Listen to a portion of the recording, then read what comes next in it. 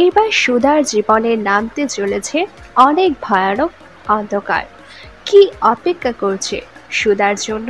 বাড়ির গণেশ পুজোর দিন বাড়ির চাবি ঠাম্মি তুলে দিতে চেয়েছিলেন বাড়ির বড় বউয়ের হাতে, কিন্তু সুধা চাবি নিতে অস্বীকার করে।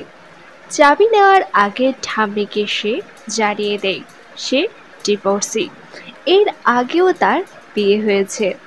আর সুধা ডিভোর্সি জানতে পেরে মাথায় বাজ ভেঙে পড়েছে ঠাম্মির। সুধার কাছ থেকে এইরকম কিছু তিনি কখনোই আশা করেননি। এইরকম মিথ্যে ছলনা তার সাথে হয়ে যাবে তিনি জানতেন না। তাই সুধাকে সঙ্গে সঙ্গে ত্যাগ করার সিদ্ধান্ত নেবেন তিনি। নাত বউকে হয়তো খুব শীঘ্রই বাপের বাড়ি পাঠিয়ে দিতে চলেছেন তিনি।